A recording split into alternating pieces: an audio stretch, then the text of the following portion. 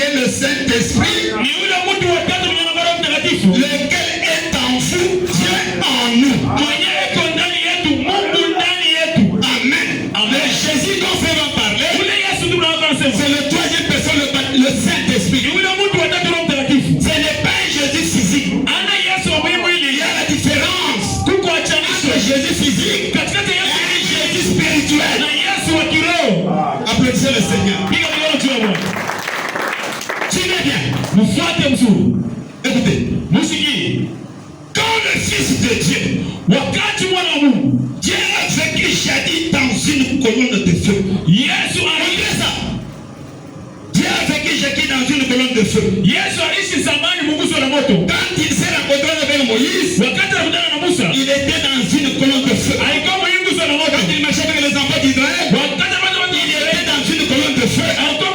Dans la nuit, dès que le jour vient, c'est la nuée. C'est la même nuée qu'on a photographié le 28 février. Il n'y a pas de différence. Applaudissez le Seigneur. La nuée qu'on a photographiée aujourd'hui était dans l'Ancien Testament. C'est vrai, c'est vrai. Amen, amen. Écoutez, le Jésus dont je parle, où est la première personne? Dieu a vécu jadis dans une colonne de feu. Il a conduit les enfants d'Israël. Puis il est descendu et a vécu dans un homme. Dieu a vécu dans un homme appelé Jésus. Ça c'est son corps éternel. D'ailleurs au temps de la fin, le même Dieu, oui, changez encore. Le même Dieu a vécu dans le corps de Branham depuis sa naissance. Papa, c'est vrai. Applaudissez le Seigneur. Le Dieu qui était dans la colonne de feu était devenu un homme.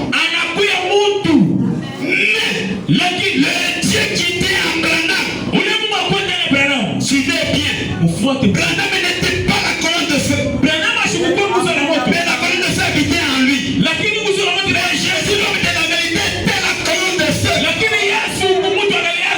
colonne de feu s'est fait chair. Mais la colonne de feu ne peut pas être Branham. Amen, amen, amen, amen, amen. Amen, Est-ce que vous êtes des aigles réellement? Est-ce que vous allez monter? Quittez là-bas. Quittez dans la justification. Quittez dans la sanctification. Allons en Canaan. Allons manger la nourriture solide. Papa, viens. Le blé. Écoutez, il dit, il est descendu et a vécu dans un homme. Son propre fils. Un corps